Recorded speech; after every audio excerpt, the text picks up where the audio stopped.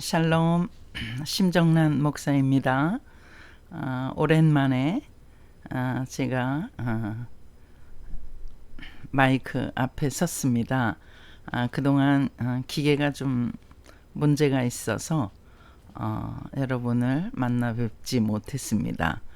오늘은 바울의 전도에 대해서, 바울에 관해서 한번 생각해 보는 시간을 갖도록 하겠습니다.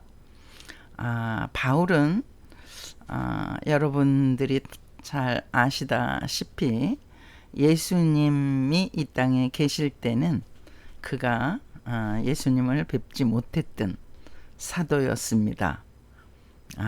그래서 다른 12 사도들과는 좀 차별을 하는 그런 학자들도 있습니다만, 그런데도 불구하고 그 어떤 그 예수님의 제자들, 사도들보다도 바울은 헌신했기 때문에 예수님에 대해서 거의 그 다른 어떤 제자들의 정말 타의 추종을 불허하는 그러한 온몸을 다해서 헌신한 그런 그 제자였기 때문에 어떤 누구도 그 예수님이 이 땅에 계셨을 때에 바울이 예수님을 뵙지 못했다고 그렇게 반론을 제기할 수가 없는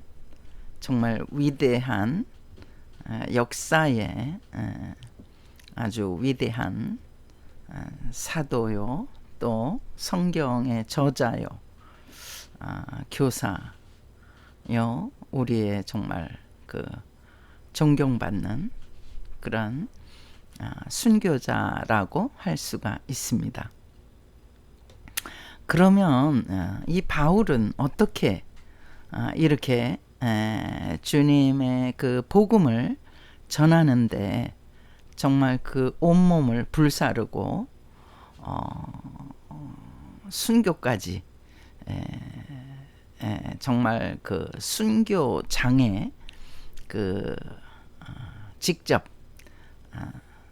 그가 묵묵히 걸어서 들어갈 정도로 그는 그 위대한 믿음을 갖게 되었는지 우리가 참 그것이 궁금하지 않습니까? 그는 그 1차, 2차, 3차 그 전도 여행을 이제 마치고 많은 사람들이 그가 예루살렘에 올라가는 것을 그 붙잡고 반대했음에도 불구하고 그는 묵묵히 그가 결박을 당하고 또 생명을 잃을 수도 있는 그 예루살렘을 향해서 뚜벅뚜벅 걸어가는 그러한 그의 결단의 모습을 우리가 성경의 그 사도행전 그 20장, 19장, 20장, 21장서부터 계속적으로 그 예루살렘에서 이제 그가 엄청난 박해를 받고 또 결박을 당하는 모습을 찾아볼 수가 있는데요. 여기서 이제 한번 그 예언자들이 바울이 어떻게 결박을 당할 것을 누차 예언하면서 그의 예루살렘 행을 반대하고 있습니다. 그 사도행전 21장 10절입니다. 여러 날 머물러 있더니 아가보라 하는 한 선지자가 유대로부터 내려와 우리에게 와서 바울의 띠를 가져다가 자기 수족을 잡아매고 말하기를 성령이 말씀하시되 예루살렘에서 유대인들이 이같이 이 띠 임자를 결박하여 이방인의 손에 넘겨 주리라 하거늘. 아가보라 하는 선지자가 이제 바울의 그 혁대를 가져다가 그 예언을 하는 그런 내용이라고 할 수가 있죠. 성령께서 이렇게 자기에게 보여주셨다고 말씀하는 겁니다. 그러니까 12절 우리가 그 말을 듣고 그곳 사람들과 더불어 바울에게 예루살렘으로 올라가지 말라 권하니 이렇게 이제 예루살렘 행을 다 막겠죠. 13절 바울이 대답하되 여러분이 어찌하여 울어 내 마음을 상하게 하느냐 나는 주 예수의 이름을 위하여 결박당할 뿐 아니라 예루살렘에서 죽을 것도 각오하였노라 하니 그러니까 예루살렘에 올라가는 것을 죽을 각오로 하면서 묵묵히 그 길을 걸어가는 것입니다. 살기 위해서 가는 것이 아니라 죽기 위해서 예루살렘 행을 그가 선택하고 결행을 하는 것이죠. 마치 예수님께서 이제 예루살렘의 마지막에 올라가시잖아요. 이제 그곳은 많은 제자들은 예루살렘에 오르셔서 예수님이 이제 왕으로 등극하시고 또 뭐 요한과 야고보는 좌의정 우의정 해가면서 이제 예수님께서 천하를 호령하시고 이제 평정하실 것을 기대하면서 제자들이 예루살렘에 예수님과 같이 예수님을 따라서 올라가잖아요. 근데 예수님은 그들에게 말씀하시죠. 너희들은 내가 받을 잔이 고난의 잔인 거를 모르는구나. 이렇게 내가 너희들에게 그러한 어떤 좌유정 우유정을 줄 권세가 없다. 하나님께서 줄 것이다. 나는 그러나 이제 예루살렘에 올라가는 나의 그 어떤 목적은 너희들이 생각하는 것과 다르다. 고난을 받으러 올라가시는 거죠. 십자가를 향해서 지금 올라가시는 거죠. 그거와 똑같이 바울도 예수님을 너무 사랑하고 또 예수님의 그 모든 그 행적을 그대로 본받기를 소원하는 사람이 바울이잖아요. 그러니까 바울이 그렇게 똑같이 예루살렘을 올라가면 분명히 자기가 결박당할 뿐만 아니라 이제 죽음이 기다리고 있을 것을 그 예상하면서도 그가 오히려 사람들이 붙잡고 올라가지 말라고 하고 성령께서 이렇게 나에게 보여주셨다 이렇게 말씀하셨다 이렇게 하면서 붙잡아도 바울은 예루살렘에서 죽을 것도 각오하였노라 이렇게 말하는 것입니다. 14절 그가 권함을 받지 아니하므로 우리가 주의 뜻대로 이루어지다 하고 그쳤노라. 그가는 여기서 바울이죠. 바울이 그들의 권함을 받지 않았다는 거예요.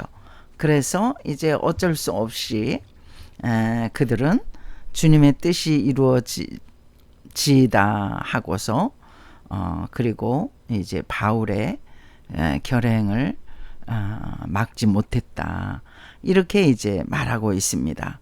그런데 정말 그들이 그 예언한 그대로 이제 바울은 그 붙잡히게 됩니다. 붙잡힐 뿐만 아니라 이제 엄청난 이제 고난을 받게 되죠. 그래서 여기서 이제 바울이 그 예루살렘에 올라가서 그 많은 유대인들이 그 구약의 율법을 따르는 유대인들이 거기 포진하고 있었을 것 아닙니까? 그래서 이제 사람들이 이제 그 바울에게 너가 이제 이방에 가서 이방에도 유대인들이 많이 살고 있잖아. 이방 나라에. 터키에 에베소나 뭐 고린도나 이런데 드로아나 이런 데가 전부 이제 이방 나라에 속해 있는 도시인데 거기에서 전도할 때에 이제 율법으로 우리가 구원을 받는 것이 아니라 우리는 예수 그리스도를 믿음으로 영접함으로 구원을 받고 그분의 십자가와 부활을 우리가 믿을 때에 우리가 율법에 속한 자가 아니라 이제 그리스도에 속한 자, 하나님이 우리의 구세주로 보내신 그리스도에 속한 자가 되어서 우리가 구원을 받는 것이다. 이게 복음이잖아요. 이것을 이제 복음 전도를 한 내용인데 사도 바울이 그런데 이제 예루살렘에 와서는 형국이 좀 달라진 거예요. 그래 대다수의 많은 유대인들은 어떻게 믿느냐 하면 그래도 그 율법이 구원을 주지 않는다고 하더라도 많은 유대인들은 율법을 아주 소중하게 생각하는 그런 사람들이 예수를 믿으면서도 그런 사람들이 있기 때문에 바울 당신이 율법의 어떤 부분을 이행을 하는 것으로 해서 그들의 소요를 좀 잠재워 줬으면 좋겠다. 이렇게 믿는 그 사람들이 바울에게 권면을 하는 것입니다. 그래서 바울은 사실 그 마음으로는 그가 그걸 아마 원치 않았을 것 같아요. 그러나 이 또한 또 그 하나님의 어떤 뜻이라고 바울은 받아들이고 거기 이제 21절에 보시면은 당신이 이방에 있는 모든 유대인들을 가르칠 때에 모세를 배반하고 아들들에게 할례를 행하지 말고 또 그 율법의 관습을 지키지 말라 한다 함을 그들이 들었도다. 그러니까 예루살렘의 유대인들이 그런 소식을 들었다. 이렇게 지금 바울에게 말하고 있는 거거든요. 그러니까 여기 이 사람들이 지금 바울에게 어떻게 권하느냐 하면 그러니 이 유대인들의 이 소요를 더 증폭시키지 않기 위해서는 23절에 우리가 말하는 이대로 했으면 좋겠다 하고 바울에게 권면하고 있습니다. 이 네 사람이 우리에게 예수를 믿겠다고 서원한 사람이 있으니 24절 그들을 데리고 함께 결례를 행하고 그들을 위하여 비용을 내어 머리를 깎게 하라. 그러면 모든 사람이 그대에 대하여 들은 것이 사실이 아니고 그대도 율법을 지켜 행하는 줄로 알 것이라. 그러니까 사실은 이 모든 결례 행위나 머리를 깎는 행위나 이 모든 것은 사실은 우리가 예수님을 믿고 구원을 받는데 아무 의미가 없는 행동이지만 그 유대인들의 이 소요 사태를 좀 일으키지 않기 위해서 바울에게 이렇게 청하는 것입니다. 그럴 때 이제 바울이 그러면서 또 그들이 여기에 첨가하기를 주를 믿는 이방인에게는 우리가 우상의 제물과 피와 목매어 죽인 것과 음행을 피할 것을 결의하고 편지하였느니라 하니 이거는 이제 사도행전 15장에 그 예수님의 동생이었던 야고보가 이제 이때 당시에 굉장히 교회의 그 수장 역할을 했을 때인데 그 야고보 사도와 함께 그러니까 우상의 제물 먹지 말 것, 또 목매어 죽인 그런 동물성 식품을 취하지 말 것, 그 다음에 음행을 피할 것, 이런 것들을 이제 그때 결행을 했거든요. 그래서 이방 선교할 때도 최소한 율법은 지키지 않더라도 이런 부분들은 그 전도할 때 그 지킬 것을 바울에게 그 전한 내용이 있습니다. 요것도 이제 같이 첨부해서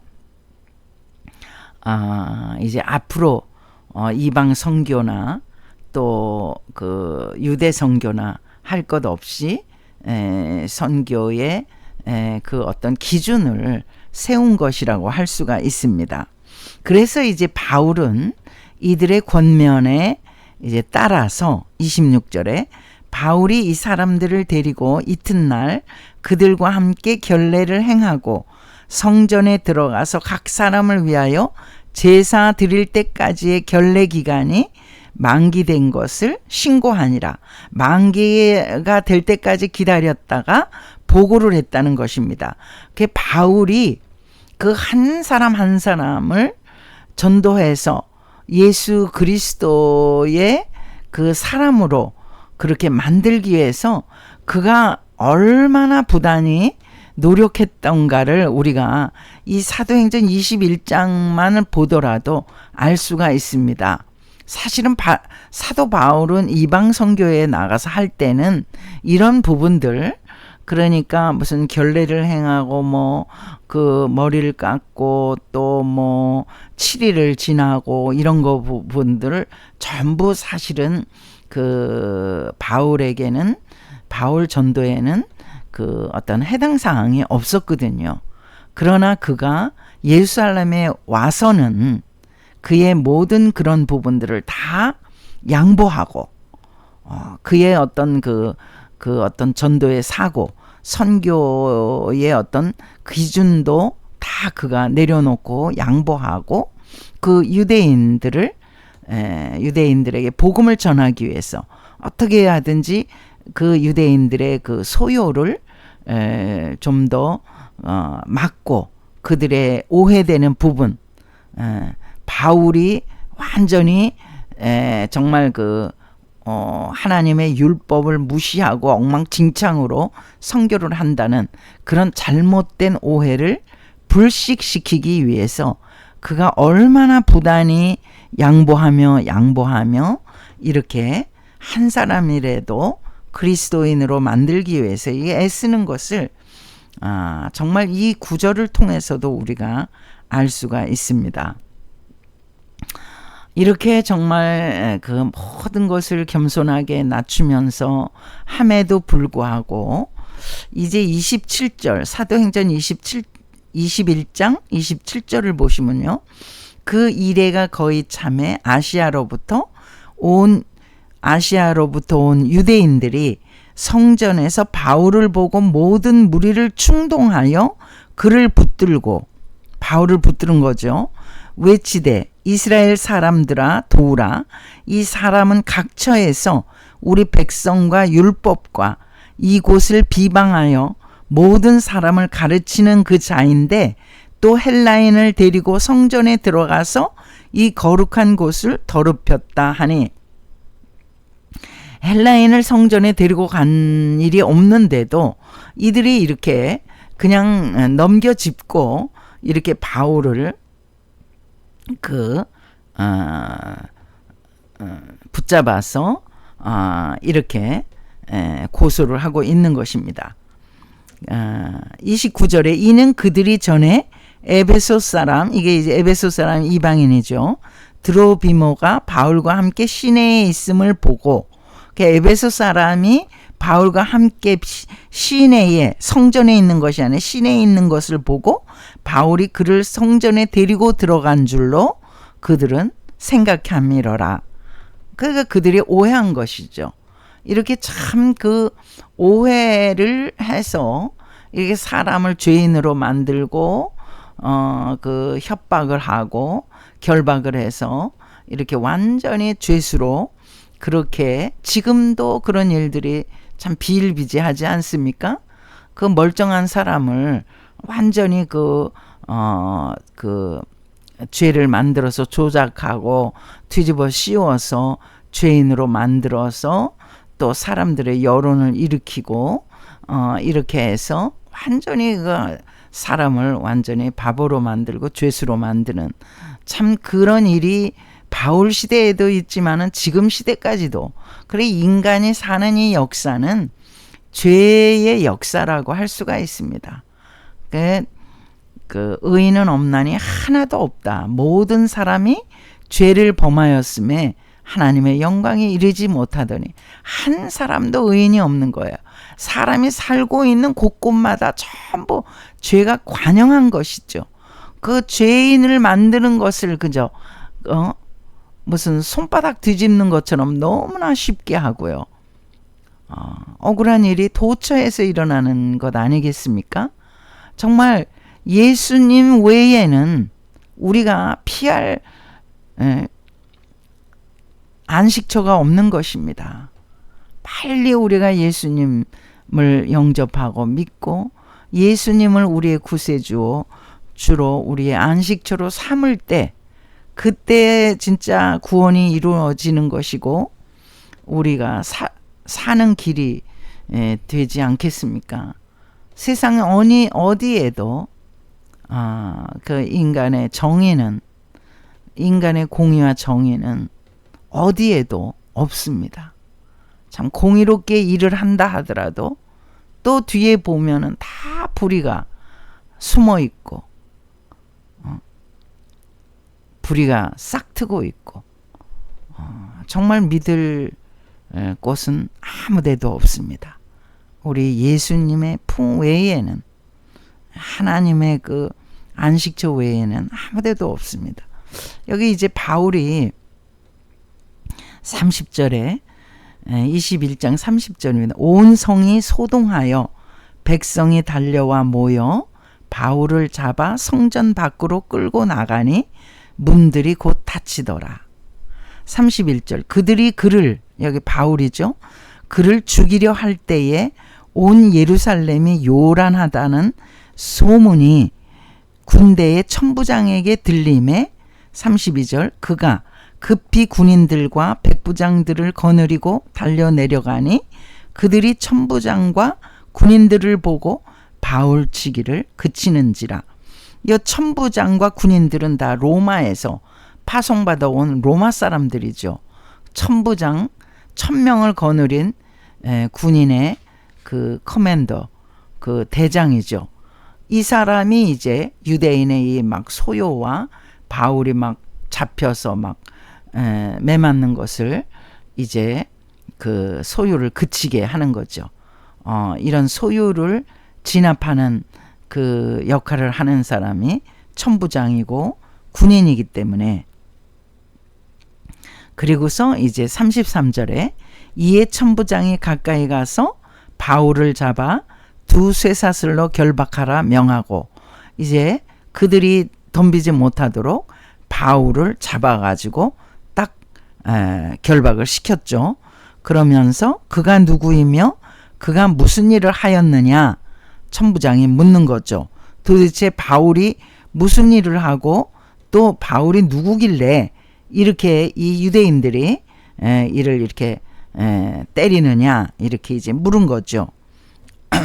그랬더니 34절 무리 가운데서 어떤 이는 이런 말로 어떤 이는 저런 말로 소리치거늘 천부장이 소동으로 말미암아 진상을 알 수 없어 그를 영내로 데려가라 명하니라. 어떤 사람은 뭐 바울이 이랬다 어떤 사람은 저랬다. 사실은 바울이 예루살렘에 온 지가 12일 뿐이 안 됐거든요. 열흘 남짓 됐거든요. 예루살렘에 온 지 열흘 남짓 된 사람이 무슨 그 예루살렘에서 소요를 일으키고 소동을 일으키고 뭐 무슨 세를 규합해서 무슨 뭐를 했겠습니까? 열흘 동안에. 그런데 그냥 이들은 넘겨짚고서 그냥 바울을 죄수로 만드는 것이죠. 그럴 때 하나님께서 이 로마의 천부장을 세우셔서 바울을 더 이상 치지 못하게 하고 천부장의 휘하 아래 딱 두게 된 것이죠. 그래 35절에 바울이 층계에 이를 때에 그 층대라면 층계를 말하는 거죠. 그 스텝, 그 층계에 이를 때에 무리의 폭행으로, 그 유대인 무리의 폭행으로 말미암아 군사들에게 들려가니, 그들이 막 때리고 바울을 죽이려고 덤비니까 이제 천부장이 군사들을 시켜서 딱 붙잡아서 이제 영 안으로, 군대 안으로 들어보낸 거죠. 36절, 이는 백성의 무리가 그를 없이 하고자 외치며 따라 가밀어라. 그 바울을 이제 죽이려고 백성들이 막 그 바울을 쫓아서 소리 지르면서 따라가는 거죠. 37절도 읽어드리겠습니다. 바울을 데리고 영내로 들어가려 할 그때에 바울이 천부장에게 이르되 내가 당신에게 말할 수 있느냐? 이르되 네가 헬라 말을 아느냐? 이 천부장은 이제 로마 군인이니까요. 바울이 이제 천부장에게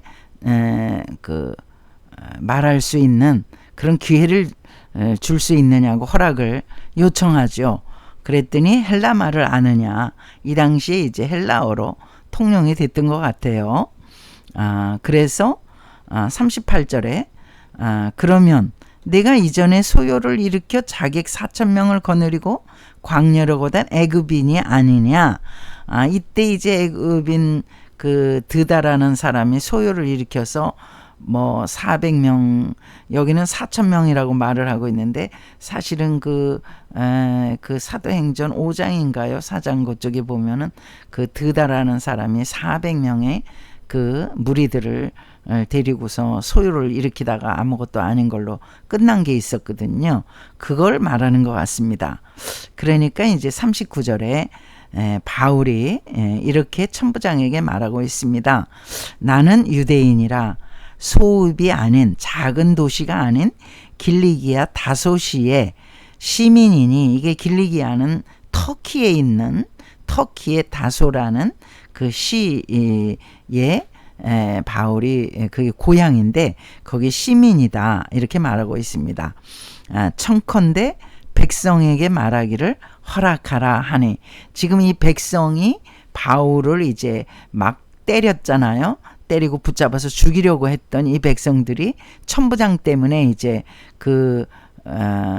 그치고 이제 그 천부장 군사들에게 붙잡혀 왔는데, 이 바울이 그 백성들, 그 자기를 잡아서 죽이려 하는 그 백성들에게 말을 좀 할 수 있느냐, 그걸 허락을 구하는 것이죠. 그러니까 이제 이 말하기를 허락하라 하는 것은 바로 내가 이제 어떻게 예수님을 만났는지, 내가 어떻게 그 복음을 듣고 이제 예수를 믿는 사람이 되었는지를 이제 말하려고 하는 것이죠. 그 40절에 천부장이 허락하거늘 바울이 층대에 서서 백성들에게 손짓하여 매우 조용히 한 후에 히브리 말로 말하느니라. 그가 헬라 말이 능통한데도 불구하고 왜 히브리 말로 하겠습니까? 그 자기 백성들이, 지금 자기를 붙잡아서 죽이려고 한 백성들이 유대인들이기 때문에 유대인의 말로 지금은 말하려고 지금 하는 것입니다. 유대인의 말로 무슨 말을 하겠어요? 복음을 전하는 것이죠. 복음을 뭐라고 전하겠습니까? 사실 나도 당신과 똑같이, 당신들과 똑같이 예수 믿는 자들을 핍박하고 공문을 받아서, 당국에서 공문을 받아서 예수 믿는 자들을 붙잡아다가 당국에다가 체포해서 당국에가 넘기는 그런 일을 했던 자다. 바로 내가 그런 사람이었다. 그런데 어떻게 내가 이렇게 지금은 완전히 바뀌어서 이제 예수 믿는 사람으로 복음을 전하게 되었고, 이제 예루살렘이 아니라 시리아, 터키, 또 그리스, 그리스까지 갔잖아요. 고린도 이런 데가 다 그리스잖아요. 빌립보, 아테네 이런 데가 그리스잖아요. 그런 데를 가서 그가 전도를 하게 되었는지를 사도행전 22장, 오늘은 이제 21장을 제가 읽어드렸어요. 그가 전도한 내용의 바로 앞부분이 21장입니다. 그 22장에 그 유대 자기를 죽이려 하는 사람들에게 그 복음을 전한 내용이 나옵니다. 이게 이제 22장에는 이 자기를 잡아 죽이려 하는 유대인들 앞에서 어떻게 내가 예수를 믿게 되었는지, 어떻게 예수님을 만나게 되었는지를 그가 간증하는 내용이거든요. 이 간증은 여기서 끝나는 게 아니라 26장에도 나오는데요. 사도행전 26장에는 이제 아그리빠 왕과 이제 그 총독과 그 유수한 사람들 앞에서 또다시 자기가 어떻게 예수를 믿게 되었는지, 자기가 어떻게 예수님을 만나게 됐는지를 또다시 설파하는 그런 내용이 나오고 있습니다. 그래서 사도행전에는요, 9장, 22장, 26장에서 3번이나 그가 이제 내가 어떻게 예수님을 만나고 믿게 되었는지를 계속 그가 사람들에게 말을 하고 있는데, 이런 간증은 비단 사도 바울에게만 해당되는 것이 아니라 바로 우리가 어떻게 예수님을 따르게 되었고 예수님을 우리가 믿게 되었는지를 우리도 그러한 어떤 체험을 갖고 있어야 된다는 것입니다. 21세기를 살고 있는 그냥 우리가 주일 되면 그저 어떤 형식적으로 교회 가서 예배 드리고 또 예배 드렸으니까 또 한 주가 시작이구나, 또 주일 돌아오면 또 예배 드리고, 이렇게 어떤 시계추가 왔다 갔다 하는 것처럼 그렇게 우리가 신앙생활을 하는 것은 정말 예수님과 어떤 관계가 있는지 생각을 해봐야 한다는 것입니다. 정말 내가 그런 체험이 없다면 너무나 우리의 믿음은 허약한 것입니다. 누구에게 나의 아주 희한한 어떤 영적인 희한한 간증을 자랑하라는 의미가 아닙니다. 그러니까 간증은 정말 자꾸 이상하게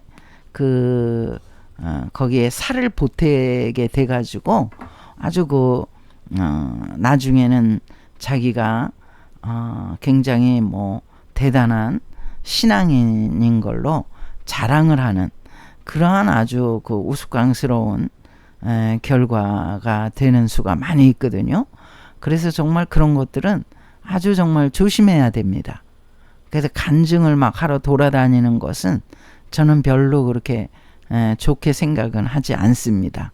왜냐하면 자꾸 사람인지라 거기에 부풀리고 첨가시키고 뭔가 이렇게 담백하지 않게 이렇게 하기 때문에 정말 그 하나님의 영광을 가리고 그 하나님으로부터 본인이 또 이렇게 죄를 짓고 멀어지는 수도 있거든요. 그래서 그렇게 다른 사람에게 보여주기식 간증이 아니라 정말 내가 정말 깊이 주님을 만난 그런 경험과 체험이 있는지 그거 우리 속을 들여다봐야 한다는 것입니다. 그게 바울과 같이 정말 그 하늘에서 빛이 내려와서 강력하게 바울을 비치고 그 빛 때문에 그가 3일 동안 장님이 됐잖아요. 엄청난 그 체험을 한 거죠. 그리고 또 공중에서 사울아 사울아 내가 왜 나를 핍박하느냐 이런 주님의 음성도 들었잖아요. 그가 그때만 또 주님의 음성을 듣거나 그런 건 아닙니다. 그는 고린도후서 12장에 가보면 그는 그 3층 천에도 그가 있었다고 고백을 하고 있습니다. 그러나 그러한 그 엄청난 영적인 체험을 그는 아주 줄이고 굉장히 간소화해가지고 아주 자랑을 하지 않는 것을, 그러니까 자기라고 나타내지도 않아요. 내가 그렇게 했다 이러지도 않아요. 그만큼 그가 겸손하게 그런 모든 자기의 그런 그 자랑할 만한 것들을 혹시나 하나님의 영광을 가리고 또 자기가 대단한 존재로 드러내서 복음을 가리울까봐 굉장히 그 낮추고 조심하는 것을 볼 수가 있죠. 그걸 우리도 그런 모습을 본받아야 한다고 생각합니다. 그러나 이렇게 바울이 정말 죽을 그 어떤 자기가 결박당해서 막 매를 맞고 심지어 이렇게 예언자들을 가지 말라고 말리고 만류하고 이러는데도 불구하고 예수님처럼 뚜벅뚜벅 예루살렘을 향해서 걸어갑니다. 그가 예루살렘에서 처형당하지는 않았지만 예수님은 이제 유대인으로서 로마 시민권자도 아니었잖아요. 그러니까 예수님은 그 빌라도 총독의 그 판결 하에 예루살렘에서 이제 처형을 당하셨잖아요. 그러나 바울은 예수님하고 달리 이제 로마 시민권자였기 때문에 그가 황제에게 자기가 어필을 하겠다 이렇게 이제 그 총독에게 말을 하는 그 바람에 이제 총독이 이제 바울을 로마까지 호송을 하도록 그렇게 이제 지시를 하는 거죠. 그래 바울은 로마에서 순교를 당한 분이 되었죠. 그런데 그가 그렇게 그 고난의 길을 정말 그가 예수님도 아니잖아요. 예수님은 이제 십자가 지러 오셨지만 그 만 인류를 구원하러 그분은 스스로 낮아지시고 사람이 되셔서 십자가에 스스로 지시고 죽으셨잖아요. 그렇지만 바울은 예수님이 아니잖아요. 많은 사람들이 예루살렘 행을 만류했잖아요. 그런데도 그는 예수님하고 똑같이 그의 그 고난 당할 것을 완전히 그는 알았음에도 나의 달려갈 길과 주 예수께 받은 사명 곧 하나님의 은혜의 복음 전파하는 일을 마치려 하면 나의 생명을 조금도 귀한 것으로 여기지 아니하노라. 사도행전 20장 24절이잖아요. 그렇게 딱 그를 만류하는 그 성도들에게 선포하고 이렇게 스스로 예루살렘 행을 결행하고 이렇게 붙잡혀서 지금 고난을 당하고 이제 그 자기를 몹시 쳤던 그 유대인들 앞에서 그 사람들 앞에서 이렇게 자기가 어떻게 예수님을 만나서 이렇게 복음 전파자가 됐는지 완전히 180도로 다른 사람이 되었는지 나도 당신하고 똑같은 유대인이었고 똑같이 예수 믿는 자를 핍박한 자였고 나는 가발리엘 문화생이었고 나는 배울 만큼 배웠고 뭐 이런 거를 얘기하면서 그들에게 복음을 전해서 어떻게 하든지 그들이 예수 믿게 하는 그런 일을 지금 바울이 높은 사람이나 낮은 사람이나 누구 앞에서든지 담대하게 이렇게 전하는 모습을 볼 수가 있습니다. 이 모든 것은 이 바울이 이렇게 위대해질 수 있었던 것은 그가 정말 예수를 너무나 정확하게 예수님을 알았고 또 복음의 내용을 알았기 때문에 그가 죽음을 불사했던 것입니다. 우리도 우리의 믿음의 내용을 들여다봐야 하는 것입니다. 우리가 외적인 그리스도인으로서의 그런 어떤 그 모습은 뭐 너무나 멀쩡하고 너무나 믿는 것 같고 정말 우리가 뭐 언변도 뭐 어눌하지 않고 모든 것이 믿는 모습이잖아요. 그러나 진정 우리 마음에 예수님을 믿는 평안이 있는지, 진정 우리가 예수님을 그 따를 때에 오는 고난도 감수하겠다는 그런 어떤 결단이 있는지, 정말 또 예수님의 시각에서 우리가 살고 있는지, 이런 것들을 항상 우리가 점검을 해야 한다는 것이죠. 특별히 저는 예수님이 시시때때로 우리에게 주시는 그런 평안, 정말 어떠한 그 사방의 고난이 우리를 갖다가 둘러싸고 막 우리를 힘들게 하고 사방의 우겨싸임이 우리를 갖다가 압박하고 괴롭게 하는 문제들이 발생한다 하더라도, 우리 주변이 그래 시끄럽고 막 두렵고 우리를 갖다 괴롭히는 것들이 정말 막 들고 일어난다 하더라도, 우리의 그 내면의 깊숙한 곳에서는 천국의 어떤 그 평안, 예수님께서 그러잖아요. 예수님께서 부활하신 후에 제자들에게 오셔서 너희들에게 평안을 주노라. 평안이 너희에게 있을지어다. 요한복음 20장에서 그렇게 말씀하시잖아요. 성령을 받으라. 그렇게 말씀하시잖아요. 이렇게 명령형으로 말씀하시는 거예요. 받아도 좋고 안 받아도 좋고, 성령을 받으면 평안이 임하거든요. 이게 성령을 받아도 좋고 안 받으면 이게 선택의 문제가 아니에요. 이거 예수님께서 그냥 완전히 명령을 하신 거예요. 우리는 그냥 성령을 받아야 돼요. 그래서 우리가 기도는 항상 성령 충만을 주시옵소서. 다른 걸 기도하기보다 제일 먼저 성령 충만을 주시옵소서. 성령이 떠나지 말게 하시옵소서. 성령을 소멸하는 죄를 짓지 않게 해 주시옵소서. 성령 충만을 주시옵소서. 날마다 성령을 충만을 우리가 간구해야 될 줄을 믿습니다. 성령이 충만하게 임할 때 우리의 모든 그러한 불안과 그러한 그 모든 우리를 괴롭히는 그러한 생각들, 그러한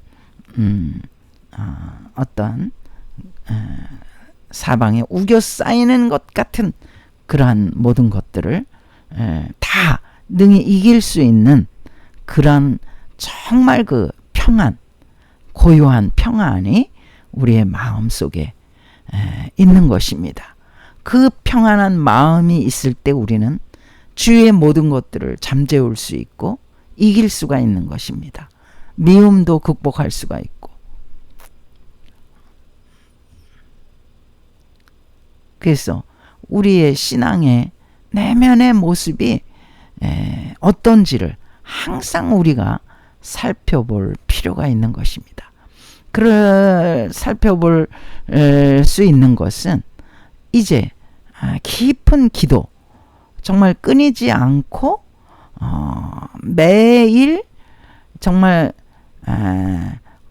얼마간이라도 그 시간이 뭐 그 1시간을 하십시오, 2시간을 하십시오. 그렇게 할 수는 없지만 다만 10분이나 20분을 하시더라도 정말 주님과의 어떤 만남을 만나고자 하는 그러한 열심 있는 그러한 영적인 그런 기도, 또 하나님 말씀을 항상 이렇게 의무적으로라도 읽으려고 하는 그러한 영적인 어떤 자세, 그런 부분에서 우리가 주님의 깊은 평안을 맛볼 수가 있고 고난을 이길 수가 있습니다. 믿음을 지키기 위해서 받는 고난들이 있지 않습니까? 우리가 우리의 어떤 죄 때문에 오는 고난, 그런 죄 때문에 오는 고난은 절대 우리가 고난 당하지 않기 위해서, 죄를 짓지 않기 위해서 정말 애써야지요. 하나님께서 우리에게 양심을 주셨잖아요. 그 양심으로 이 죄에 대한 부분을 선별할 수가 있거든요. 그러나 고난, 예수님을 믿기 때문에 오는 고난도 있지 않습니까? 믿음 때문에, 믿음을 지키기 위해서 오는 고난들, 그런 고난들을 여러분 어떻게 이기십니까? 이기기 어려워요. 그럴 때 믿음이 연약해지고, 뭐 예수님을 믿기 때문에 오는 이런 고난 내가 당하기 싫다, 이래서 믿음을 포기하기도 하고, 또 주의를 지키지도 않고, 그 믿지 않는 척 하기도 하고, 그런 것들은 다 잘못된 것이죠. 그런 바울과 같은 그런 그 주님과의 깊은 조우가, 정말 그 깊은 만남이 이루어질 때는 주님이 주시는 그 평안이 우리의 마음 깊은 속에 자리 잡고 있기 때문에 어떠한 그러한 핍박도 이겨낼 수가 있습니다. 우리 주님께서 너희를 핍박하는 자들을 핍박을 받을 때 기뻐하라. 그리하면 하늘에서 너희 상급이 크리라. 그 팔복 선언에서 주님이 말씀하셨죠. 믿음 생활하는데 그저 평안하고 좋고 행복하기만 하지 않습니다. 고난이 시시때때로 찾아올 수도 있고, 우리가 바라는 것들이 어그러질 때가 많이 있습니다. 그럴 때도 우리가 믿음을 지키고 고요한 평안을, 주님과의 그 행복감을 맛보기 위해서는 정말 그 주님과의 깊은 바울과 같은 체험이 있을 때 모든 것을 이길 수가 있을 줄 믿습니다. 할렐루야. 오늘은 바울을 공부해 보았습니다.